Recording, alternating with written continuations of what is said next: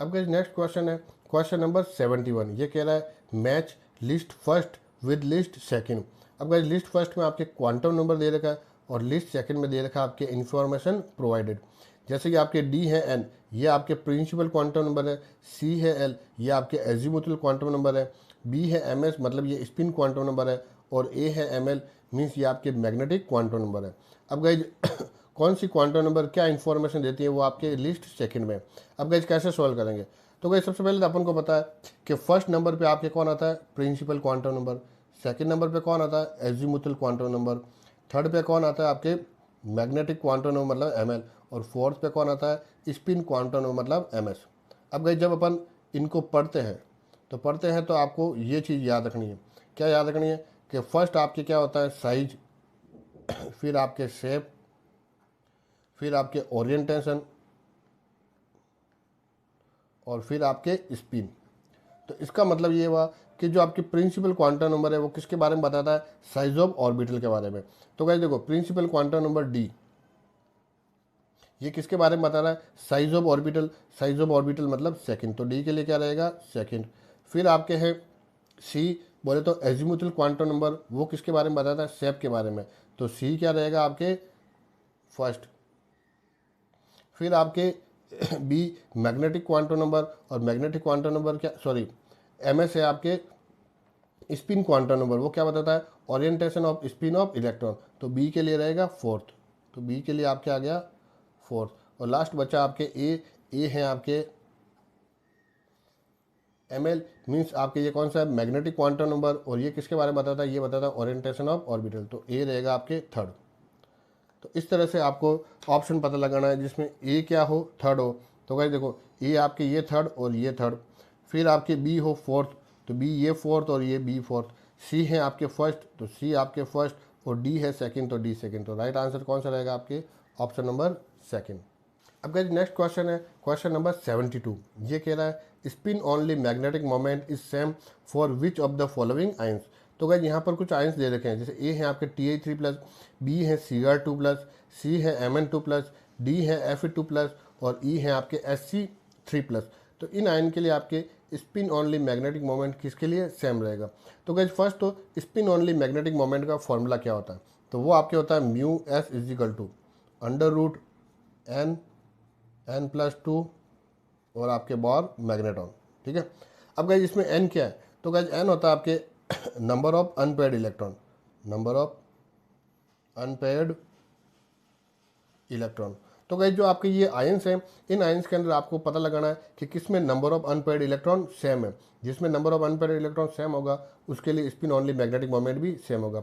सबसे पहले तो अपन बात करते हैं Ti3+ के लिए। तो गाइज जो Ti3+ है, उस Ti3+ में अगर अपन बात करें Ti की, तो Ti का जो आपके ग्राउंड स्टेट में जो इलेक्ट्रॉनिक कॉन्फ़िगरेशन होता है वो ये होता है 3d2 और 4s2। तो गाइज इसको Ti3+ में चेंज करना, मतलब 3 इलेक्ट्रॉन रिलीज करने, तो 2 यहाँ से बाहर निकलेगा और 1 यहाँ से बाहर निकलेगा, तो क्या हो जाएगा 3d1। तो इस कंडीशन में इसमें नंबर ऑफ अनपेयर्ड इलेक्ट्रॉन कितने हो गए, 1। अब अपन नेक्स्ट लिखते हैं Cr2+। तो गाइस Cr2+ के अंदर जो आपके ग्राउंड स्टेट के अंदर जो एटम मिलता है वो है आपके Cr, और इसका ग्राउंड स्टेट में जो आपके कॉन्फ़िगरेशन मिलेगा वो मिलेगा 3d4 और 4s2। अब गाइस क्या है Cr2+, मतलब आपके 2 इलेक्ट्रॉन रिलीज करने, तो वो यहाँ से रिलीज होंगे, तो पीछे क्या बचा 3d4। तो इसमें कितने इलेक्ट्रॉन हो गए आपके 4 अनपेयर्ड इलेक्ट्रॉन हो गए। फिर अपन बात करते हैं नेक्स्ट है आपके Mn2+। तो गाइस Mn2+ का न्यूट्रल एटम मिलता है Mn, इसका कॉन्फ़िगरेशन रहता है 3d5 और 4s2। तो गाइज इसमें से 2 इलेक्ट्रॉन यहाँ से बाहर निकलेंगे, तो क्या देगा 3d5। तो इस कंडीशन में इसमें इलेक्ट्रॉन कितने हो गए अनपेयर्ड, 5 इलेक्ट्रॉन हो जाएंगे। अब गाइज नेक्स्ट है आपके Fe2+। तो इसका अगर हम बात करें ग्राउंड लेवल में, तो Fe इसका कॉन्फ़िगरेशन होता है 3d6 और 4s2। तो गाइज देखो इसमें से 2 इलेक्ट्रॉन यहाँ से बाहर निकले, तो क्या मिला 3d6।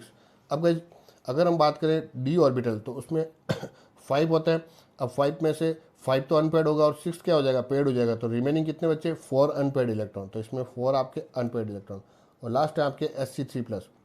तो गाइज Sc3+ का अगर हम बात करें ग्राउंड स्टेट में, तो वो होता है Sc, और कॉन्फ़िगरेशन होगा आपके 3d1 4s2। अब गाइज देखो 3+ में चेंज करना मतलब 2 यहाँ से निकलेगा, 1 यहाँ से निकलेगा, तो क्या हो जाएगा 3d 0। तो उस कंडीशन में यहाँ क्या बचा 0। अब गाइस देखो किस में आपके अनपेड इलेक्ट्रॉन सेम मिल रहे हैं, तो इसमें एक तो 4 है और इसमें आपके 4 है, बोले तो एक तो Cr2+ में और एक आपके Fe2+ में। तो गाइस देखो Cr2+ किस में आ रहा है बी में और Fe2+ किस में आ रहा है डी में। तो बी और डी के लिए स्पिन ओनली मैग्नेटिक मोमेंट क्या रहेगा सेम रहेगा। तो गाइस राइट आंसर रहेगा बी एंड डी ओनली। तो बी एंड डी ओनली मतलब फर्स्ट ऑप्शन। अब गाइस नेक्स्ट क्वेश्चन है क्वेश्चन नंबर 73। ये आपके दे रखा है the highest number of helium atom is in. तो गाइस यहाँ पर हीलियम से रिलेटेड कुछ डाटा दे रखा है, अपन को पता लगाना है इनमें से किस में आपके हीलियम एटम का नंबर हाईएस्ट है। अब गाइस इस क्वेश्चन को कैसे सॉल्व करेंगे, तो गाइस यहाँ पर जो कॉन्सेप्ट काम आता है वो कॉन्सेप्ट ये है कि आपको पता है कि 1 मोल किसके इक्वल होता है आपके अवागाड्रो नंबर के इक्वल होता है। और अवागाड्रो नंबर की वैल्यू क्या होती है 6.022 इंटू 10⁻23। इसका मतलब ये हुआ कि अगर कोई भी आपके एलिमेंट है उस एलिमेंट के अगर 1 मोल प्रेजेंट हो तो उसके अंदर आपके अवागाड्रो नंबर के इक्वल क्या होते हैं एटम्स होते हैं। तो अगर 1 मोल ऑफ हीलियम है तो इसका मतलब उसमें 6.022 इंटू 10⁻23 हीलियम के एटम आपके प्रेजेंट रहेंगे। तो यही अपन को इसमें क्या करना है फाइंड आउट करना है। तो सबसे पहले तो आपके फर्स्ट ऑप्शन दे रखा है 4 मोल of helium, 4 mole of helium. तो इसका मतलब अपन ने कहा कि 1 मोल के अंदर कितना होता है Na, तो 4 मोल के अंदर कितना हो जाएगा 4Na। तो 4 मोल का मीन्स क्या हो गया आपके 4Na। इसका मतलब ये हुआ कि आपके 4 इंटू 6.022 इंटू 10⁻23 क्या रहेंगे उसमें एटम रहेंगे। अब बात करें सेकंड ऑप्शन, तो सेकंड ऑप्शन दे रखा है 4U ऑफ हीलियम। अब गाइस इसका मीनिंग क्या होता है, तो गाइस देखो U का मतलब होता है एटॉमिक मास, ठीक है। तो इसका मतलब आपके जो हीलियम है उस हीलियम के अंदर आपके क्या दे रखा है 4U।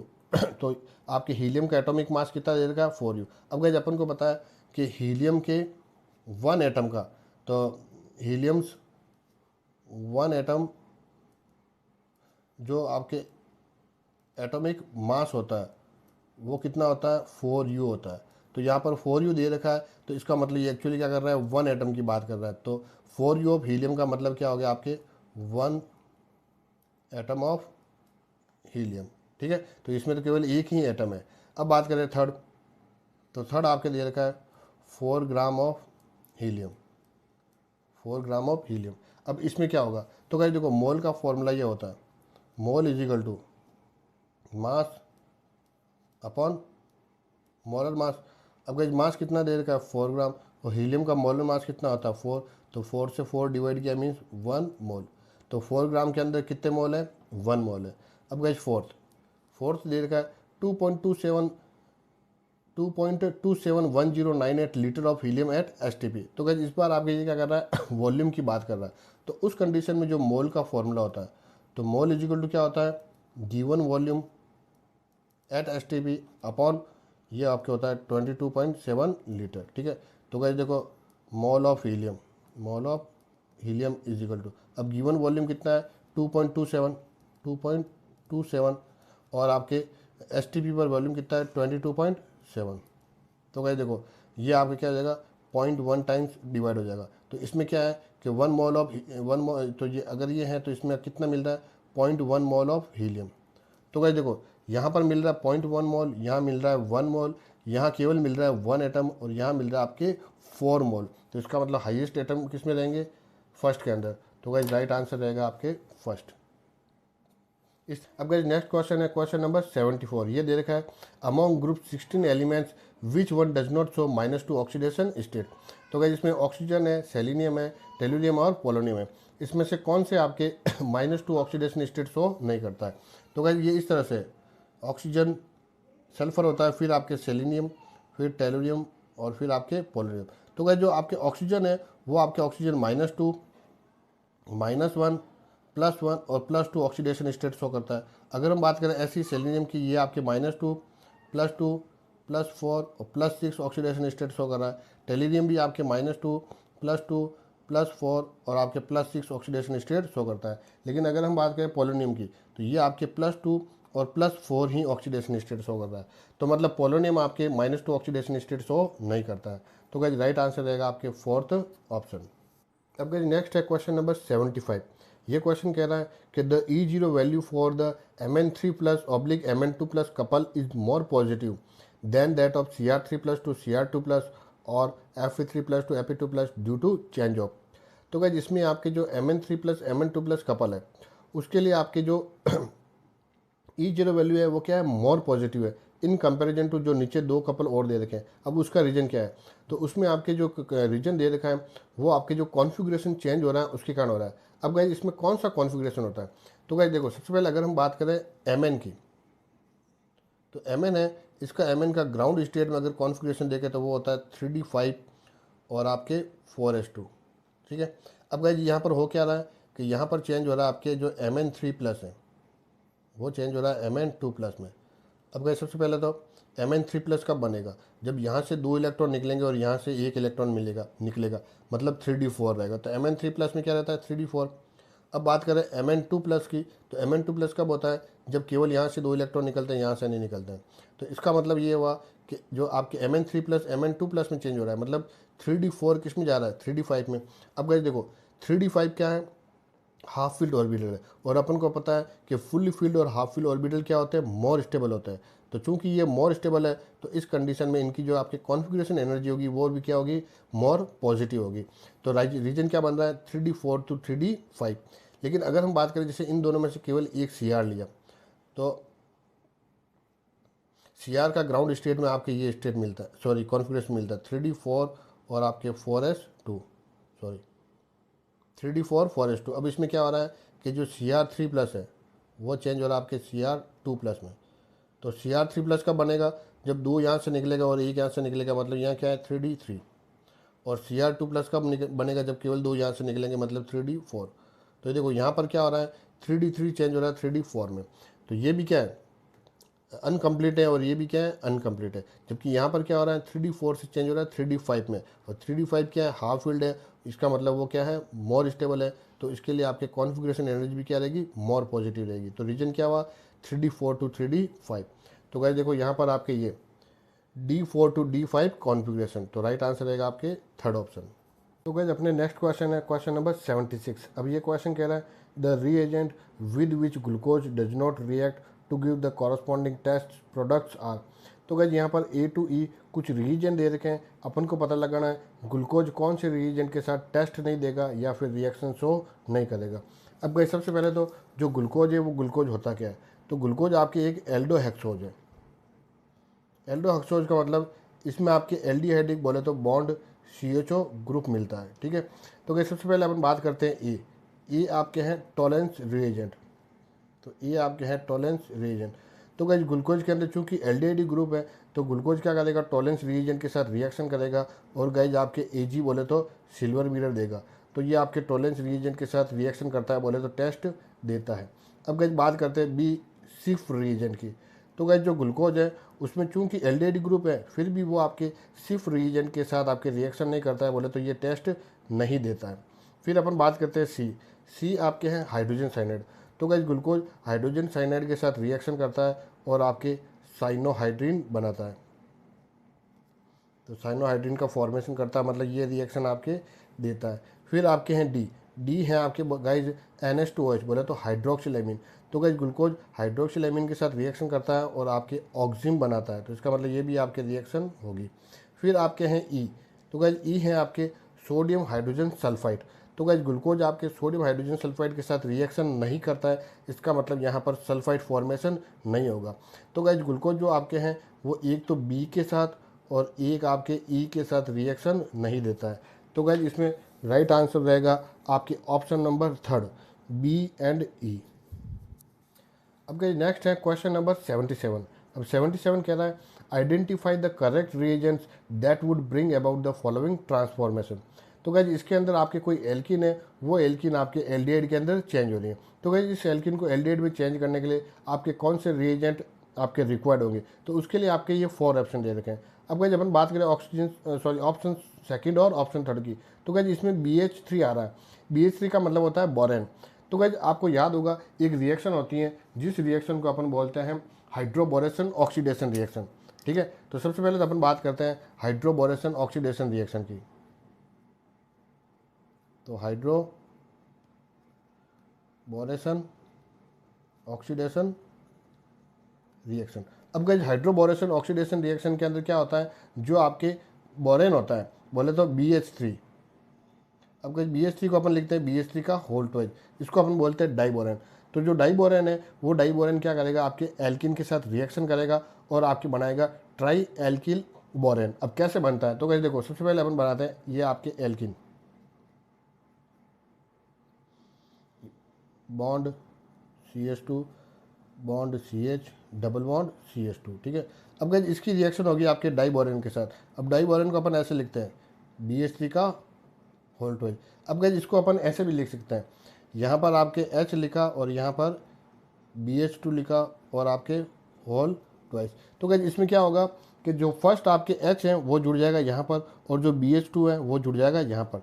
तो नेक्स्ट आपको ये प्रोडक्ट मिल रहा है CH2 बॉन्ड CH। अब यहाँ तो जुड़ गया आपके H और यहाँ पर आपके जो CH2 हैं यहाँ जुड़ जाएगा आपके BH2। अब गाइज ये एक बार हुआ, ऐसे कैसे गाइज आपके क्या होगा, दो बार और होगा। मतलब जो ये आपकी एल्किन है, ये एल्किन क्या होगी, ऐसे ऐसे आगे एक बार और जुड़ेगी, फिर आपकी एक बार और जुड़ेगी। तो अपन क्या करते हैं, दोनों एक साथ लिखते हैं, दो बार ना जोड़ के एक बार में काम कर देते हैं। मतलब इस तरह से ये आपकी एल्किन है, ये CH2 bond CH double bond CH2, ये आपके दो बार होगी। तो गाइज आपकी ये चीज़ बनेगी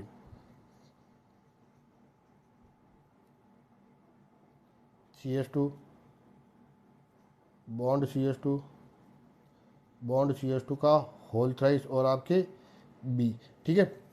इसको अपन बोलते हैं ट्राई एल्किल बोरेन।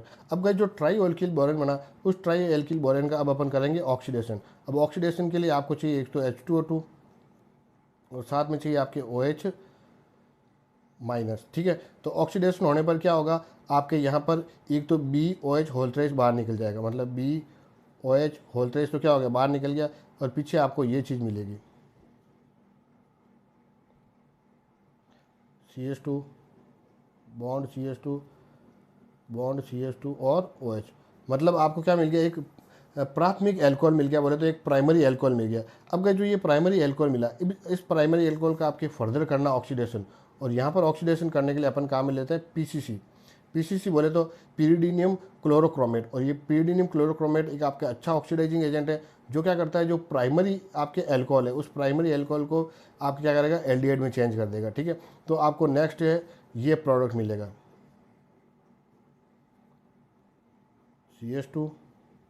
CH2 और आपके CHO। तो इस तरह से अपन देखते हैं जो एल्किन है वो क्या हो गया, एल्डिहाइड में चेंज हो गया। तो उसके लिए क्या चाहिए, एक तो BH3 चाहिए, एक आपके H2O2 और OH माइनस चाहिए और एक आपके चाहिए PCC। तो इसका मतलब जो राइट आंसर है वो राइट आंसर आपके सेकंड ऑप्शन होगा। अब गाइस नेक्स्ट है आपके क्वेश्चन नंबर 78। अब 78 क्या कह रहा है, in which of the following equilibria KP and KC are not equal. तो गाइस यहाँ पर कुछ आपके रिएक्शन बोले तो इक्विलिब्रिया दे रखा है, इसमें से कौन सी आपके रिएक्शन है जिसके लिए KP और KC आपके इक्वल नहीं होगा। अब गाइस सबसे पहले तो KP और KC के अंदर रिलेशन क्या मिलता है, तो KP और KC ये रिलेशन है आपके, KP is equals to KC RT power delta N। अब गाइस ये डेल्टा N क्या होता है, तो guys delta N is equals to होता है, तो इसमें आपके N product minus N reactant, बोले तो number of product minus number of reactant. लेकिन इसमें एक चीज़ ध्यान रखनी है, ये सब प्रोडक्ट और रिएक्टेंट आपके गैसियस होने चाहिए, ठीक है। अब गाइस अगर आपके N product minus N reactant, मतलब दोनों की वैल्यू आपकी जीरो हो जाए, बोले तो delta N is equals to क्या हो जाए, जीरो हो जाए, तो उस कंडीशन में जो आपके KP हैं वो क्या हो जाएगा, KC के इक्वल हो जाएगा। तो आपको यही चीज़ पता लगानी है कि किसमें delta N is equals to आपके जीरो है। तो गाइस सबसे पहले बात करते हैं फर्स्ट आपके रिएक्शन। तो फर्स्ट रिएक्शन है आपके PCl5 gives PCl3 gas plus Cl2 gas. तो गाइस इसमें देखो ये तीनों ही गैस हैं, ठीक है। अब जो प्रोडक्ट है उस प्रोडक्ट के अंदर एक तो PCl3 का मॉलिक्यूल है और एक आपके Cl2 का मॉलिक्यूल है। तो टोटल नंबर ऑफ मॉलिक्यूल्स कितना है, 1 + 1 = 2।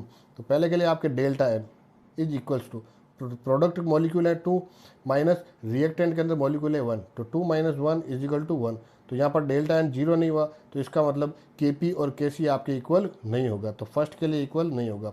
अब आपके सेकंड, तो सेकंड के लिए आपके H2 + I2 गिव्स 2HI, ठीक है। अब गाइस इसमें सब आपके क्या है, गैसेस है। अब इसके लिए अपन निकाले डेल्टा N की वैल्यू, तो गाइस देखो प्रोडक्ट के अंदर HI के कितने मॉलिक्यूल काम आ रहे हैं 2, तो 2 माइनस रिएक्टेंट में H2 का 1 और I2 का 1 मतलब 2, तो 2 माइनस 2 इज इक्वल्स टू 0। तो यहाँ पर डेल्टा एन 0 है, तो मतलब इसके लिए आपसे Kp इज इक्वल्स टू क्या हो जाएगा, Kc हो जाएगा। ठीक है, फिर अपन बात करते हैं नेक्स्ट 3 है आपके COG प्लस H2OG।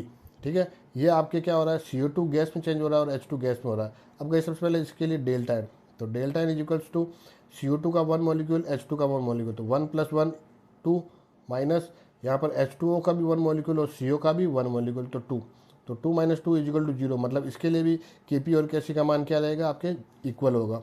फिर आपके नेक्स्ट है फोर्थ, तो गाइस फोर्थ के अंदर 2BrCl कैसा है, गैसेस जो चेंज हो रहा है Br2 प्लस Cl2 के अंदर। अब गाइस बात करें इसके लिए डेल्टा एन, तो डेल्टा एन देखो यहाँ पर Br2 का 1 मॉलिक्यूल Cl2 का 1 मॉलिक्यूल मतलब 2 माइनस BrCl के 2 मॉलिक्यूल, तो 2 - 2 इज इक्वल्स टू 0। तो यहाँ पर भी 0 है, मतलब Kp Kc का Kp Kc क्या हो जाएगा, इक्वल्स हो जाएगा। तो इस तरह से अपन देखते हैं यहाँ पर जो रिएक्शन फर्स्ट है उसके लिए Kp और Kc आपके इक्वल नहीं है, तो राइट आंसर रहेगा आपके फर्स्ट ऑप्शन। अब गाइस नेक्स्ट है क्वेश्चन नंबर 79। ये आपके बोल रखा है ए compound with A molecular formula of C6H14 has 2 tertiary carbons, it's IUPAC name is. तो गाइस इसमें आपके क्या होगा, कोई एक कंपाउंड है जिसका मॉलिक्यूलर फॉर्मूला C6H14 है और इसमें आपके 2 टर्सरी कार्बन है। अब आपको पता लगाना वो कंपाउंड कौन सा है, तो गाइस इन 4 में से कोई एक कंपाउंड होगा। तो गाइस सबसे पहले अपन बात करते हैं फर्स्ट N-हेक्सेन। तो N-हेक्सेन मीन्स आपके इसमें क्या होगा, 6 कार्बन की एक चेन बनेगी और वो चेन आपके अनब्रांच बोले तो एक स्ट्रेट चेन रहेगी। तो गाइज अपन देख रहे हैं कि इस 6 कार्बन की चेन के अंदर आपके जो ये कार्बन है अनदर 1 कार्बन अटैच्ड है, मतलब ये प्राइमरी है, और ये कार्बन अनदर 2 कार्बन अटैच्ड है, मतलब ये सेकेंडरी है। तो गाइज इसमें सब प्राइमरी और सेकेंडरी रहेगा, तो ये आपके कंपाउंड नहीं होगा। अब बात करते हैं सेकेंड, तो गाइज सेकेंड दे रखा है 2 मिथाइल पेंटेन। तो गाइज इसमें आपके देखो 5 कार्बन की एक चेन बन रही है और आपके इसमें जो 2 कार्बन है, सेकंड कार्बन है, वहाँ पर एक मिथाइल ग्रुप जुड़ा हुआ है। तो गाइस अपन देखते हैं कि जो ये कार्बन है ये अनदर 3 कार्बन से जुड़ा हुआ है, मतलब इसमें क्या होगा, ये आपके एक टर्सरी बोले तो 3 डिग्री कार्बन है। लेकिन अपन को क्या चाहिए, 2 टर्सरी कार्बन, जबकि इसमें क्या है, एक ही है, मतलब ये कंपाउंड भी आपके नहीं है। अब अपन बात करते हैं थर्ड कंपाउंड की, तो 2,3 डाईमिथाइल ब्यूटेन। तो गाइस इसके अंदर आपके पहले तो 4 कार्बन की एक चेन बन रही है। ठीक है, अब आपके इसमें 2 और 3 पे मिथाइल है, तो 1 और 2, तो एक मिथाइल यहाँ पर है और एक मिथाइल आपके 3 यहाँ पर है। अब गाइस देखो इसमें इस कार्बन की, तो ये कार्बन अनदर 3 कार्बन से अटैच है, मतलब ये आपके 3 डिग्री बोले तो टर्सरी कार्बन, और ये कार्बन अनदर आपके 3 कार्बन से, मतलब ये भी क्या है, टर्सरी कार्बन। तो गाइस इसमें आपके 2 टर्सरी कार्बन हो गया। तो इसका मतलब इसमें जो राइट आंसर रहेगा वो राइट आंसर रहेगा आपके थर्ड ऑप्शन 2,3 डाईमिथाइल ब्यूटेन। अब गाइस नेक्स्ट अपन बात करते हैं क्वेश्चन नंबर 80 की। तो क्वेश्चन नंबर 80 है फेलिंग सॉल्यूशन एज। तो गाइस फेलिंग सॉल्यूशन ए क्या होता है, तो गाइस जो कॉपर सल्फेट है उस कॉपर सल्फेट का जो एक्वा सॉल्यूशन होता है वो फेलिंग सॉल्यूशन होता है। तो इसमें डायरेक्ट आपके आंसर क्या हो जाएगा, option number first aqueous copper sulphate. अब गाइस नेक्स्ट क्वेश्चन है क्वेश्चन नंबर 81। 81 कह रहा है match list first with list second. तो गाइस लिस्ट फर्स्ट के अंदर आपके प्रोसेस है और लिस्ट सेकंड के अंदर आपके कंडीशन दे रखे हैं। अब इसमें एक तो प्रोसेस ए है आपके आइसोथर्मल प्रोसेस। तो गाइस सबसे पहले तो जो आपके आइसोथर्मल प्रोसेस होता है, ए आपके आइसोथर्मल प्रोसेस। तो गाइस जो आइसोथर्मल प्रोसेस होता है वो आइसोथर्मल प्रोसेस कैसे होता है, तो गाइस आइसो का मीन्स होता है सेम और थर्मल का मीन्स टेम्परेचर। सेम टेम्परेचर बोले तो कांस्टेंट टेम्परेचर, तो आइसोथर्मल क्या होगा, आपके कांस्टेंट टेम्परेचर पर होगा। तो गाइस देखो कंडीशन इसमें आ रही है सेकंड आपके carried out at constant temperature, तो ए के लिए जो आपके रहेगा वो रहेगा आपके सेकंड। ठीक है, अब अपन बात करते हैं नेक्स्ट बी। तो बी आपके हैं आइसोकोरिक प्रोसेस। आइसोकोरिक मतलब जो आपके क्या होता है, कांस्टेंट वॉल्यूम पे होता है, कांस्टेंट वॉल्यूम पे होता है। तो गाइस देखो थर्ड आपके carried out at constant volume, तो बी के लिए कौन रहेगा आपके थर्ड।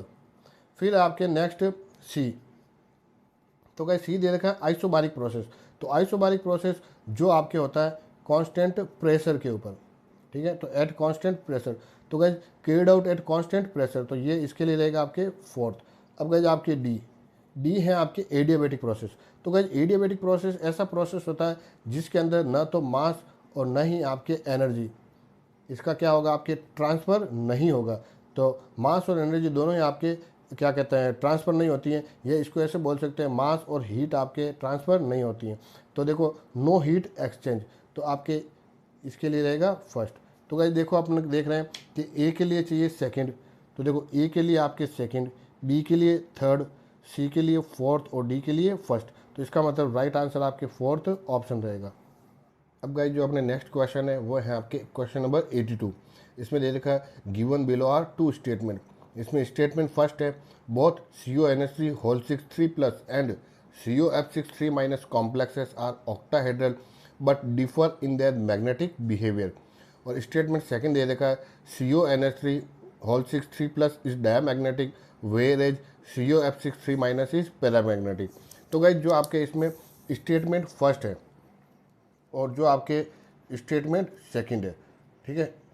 तो स्टेटमेंट फर्स्ट और आपके जो स्टेटमेंट सेकंड है गाइज ये आपके ट्रू हैं, फॉल्स हैं या क्या है, वो कैसे पता चलेगा? तो गाइज वो पता चलेगा इसमें जो आपके कॉम्प्लेक्सेस हैं CONH3 होल 6 3 प्लस और COF6 3 के आपके हाइब्रिडाइजेशन से। तो सबसे पहले अपन पता लगाएंगे कि इन कॉम्प्लेक्सेस के अंदर हाइब्रिडाइजेशन कौन सा है। तो गाइज सबसे पहले अपन बात करते हैं CONH3 होल 6 3 प्लस कॉम्प्लेक्सेस की, ठीक है। अब गाइज इसके अंदर अगर हम बात करें सेंट्रल मेटल एटम, तो गाइज वो है आपके कोबाल्ट, और कोबाल्ट का आपके एटॉमिक नंबर होता है 27। अब गाइज अगर हम बात करें इसकी इलेक्ट्रॉनिक कॉन्फ़िगरेशन की, तो ग्राउंड स्टेट में इसका इलेक्ट्रॉनिक कॉन्फ़िगरेशन मिलता है आपके 3d7 4s2। अब गाइज यहाँ आपके जो कॉम्प्लेक्स हैं उस कॉम्प्लेक्स के अंदर जो कोबाल्ट है वो आपके CO3 प्लस स्टेट में मिलता है, मतलब इसका ऑक्सीडेशन नंबर 3 प्लस है। तो अभी ये कैसे बनेगा? तो गाइज देखो 2 इलेक्ट्रॉन यहाँ से रिलीज होंगे, 1 इलेक्ट्रॉन यहाँ से रिलीज होगा, तो आपके ये क्या हो जाएगा 3d6 और ये हो जाएगा आपके 4s0 और इसके आगे क्या है आपके 4p और वो भी क्या है आपके 0। अब गाइस देखो इसको अपन ऐसे बनाते हैं, तो गाइस 3d6 है मतलब 1 2 3 4 5 और ये आपके 6 और यहाँ पर ये आपके 4s हो गया और ये आपके 4p हो गया, ठीक है। अब गाइस इसके अंदर नेक्स्ट क्या हो रहा है कि आपके जो NH3 मतलब इसमें जो लिगेंड मिल रहा है वो आपके कौन सा मिल रहा है NH3, और गाइस NH3 आपके एक स्ट्रॉन्ग फील्ड लिगेंड है। कैसा है आपके स्ट्रॉन्ग फील्ड लिगेंड। अब चूंकि ये स्ट्रॉन्ग फील्ड लिगेंड है तो ये क्या करता है इसके अंदर जो आपके अनपेयर्ड इलेक्ट्रॉन है उनको पेयरिंग करवा देता है, मतलब जो ये आपके मिल रहा है वो अब इस तरह से हो जाएगा, तो 1 और ये ऑलरेडी पहले पेयर है, अब ये इधर आ जाएगा इलेक्ट्रॉन तो ये भी पेयरिंग होगी और ये इलेक्ट्रॉन इधर आ गया तो ये भी आपकी क्या होगी पेयरिंग होगी। अब गाइस आप देखो एक तो आपके ये D2, ये आपके S और ये आपके P3, तो इस तरह से इसमें जो आपके हाइब्रिडाइजेशन मिल रहा है वो कौन सा मिल रहा है D2sp3। और जब D2sp3 हाइब्रिडाइजेशन मिलता है तो इसमें जो आपकी ज्योमेट्री होती है वो होती है आपके ऑक्टाहेड्रल। ज्योमेट्री कैसी होगी आपके ऑक्टाहेड्रल। अब गाइस देखो इसमें सब इलेक्ट्रॉन पेयर्ड हैं और जब इलेक्ट्रॉन पेयर्ड होते हैं तो गाइस वो कैसा होता है तो गाइस वो आपके होता है डायामैग्नेटिक, वो होता है आपके डायामैग्नेटिक। तो एक तो ये बात हो गई। अब गाइस अपन नेक्स्ट बात कर रहे हैं आपके सेकंड कॉम्प्लेक्स की COF6 3 तो नेक्स्ट अपन ने लिया आपके सेकंड आपके COF6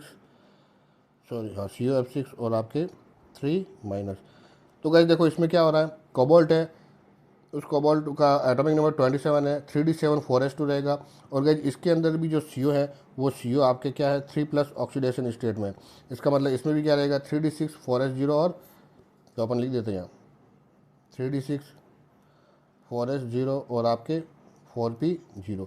अब गाइस देखो इसकी अगर बात करें क्या कहते हैं तो इसमें आपके इस तरह से रहेगा 1 2 3 4 5 और ये आपके 6 और गाइस ये आपके 4s हो गया और ये आपके क्या हो गया 4p हो गया, ठीक है।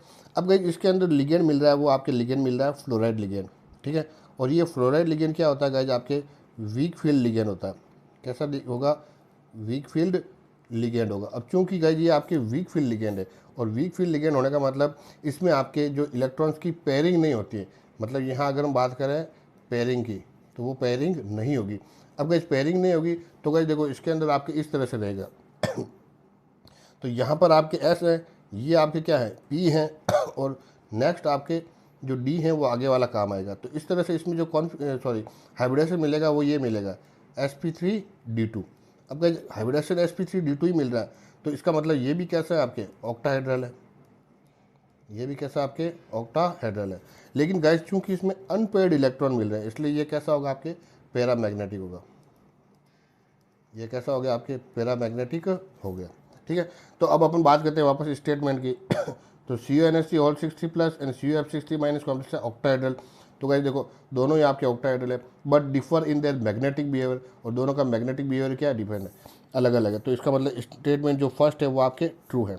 अब बात करें स्टेटमेंट सेकंड की, तो CuNH3 whole 60 plus is diamagnetic. तो गाइस देखो ये आपके डायामैग्नेटिक है, और जबकि CuF60 माइनस पैरामैग्नेटिक, तो गाइस ये आपके पैरामैग्नेटिक है। तो स्टेटमेंट सेकंड भी क्या हो गया आपके ट्रू हो गया। तो गाइस इसका मतलब ये हुआ कि इसका आंसर रहेगा आपके option number first, both statement first and statement second are true. अब गाइस नेक्स्ट क्वेश्चन है क्वेश्चन नंबर 83। ये है आपके on heating some solid substances changes from solid to vapor state without passing through liquid state, the technique used for the purification of such solid substance based on the।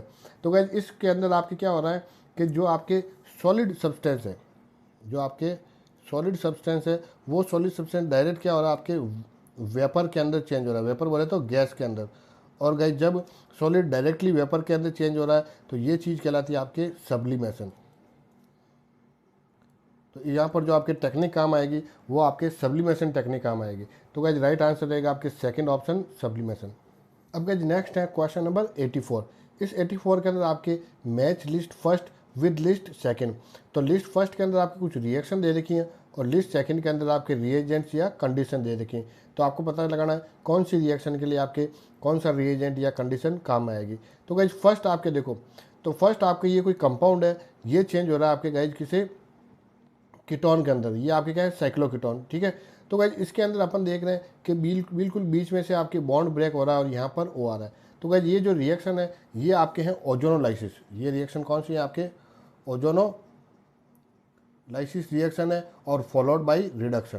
ठीक है, तो इसका मतलब यहाँ पर एक तो ओजोन चाहिएगा। तो गाइज देखो फोर्थ ऑप्शन के अंदर क्या हो रहा है O3 और फिर आपके ZnH2।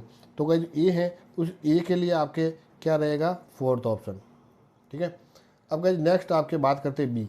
तो बी के अंदर आपके जो बेंजीन है वो बेंजीन चेंज हो रहा है आपके बेंजोफिनॉन के अंदर। तो गाइज बेंजीन बेंजोफिनॉन में चेंज होगा तो उसके लिए जो आपके रिएक्शन होगी वो रिएक्शन होगी आपके एसाइलेशन रिएक्शन, मतलब Friedel Crafts acylation reaction, Friedel Crafts acylation reaction. तो गाइज इसके अंदर क्या होगा, कोई आपकी बेंजीन है, ठीक है, उस बेंजीन की रिएक्शन अपन कराएंगे एसिल हैलाइड से। तो एसिल हैलाइड से रिएक्शन कराने के लिए अपन यहाँ पर बेंजोफिनॉन बना रहे हैं, तो यहाँ पर ये आपकी चीज़ काम आएगी। ठीक है, और ये रिएक्शन होगी आपके एनहाइड्रस AlClC की प्रेजेंस में, एनहाइड्रस AlClC की प्रेजेंस में। ठीक है, तो आपके क्या बन जाएगा, बेंजोफिनॉन बन जाएगा। तो गाइस देखो फर्स्ट ऑप्शन के अंदर ये आपके एसिल हैलाइड है और एनहाइड्रस AlCl3 है। तो बी के लिए आपके नेक्स्ट क्या रहेगा, फर्स्ट रहेगा।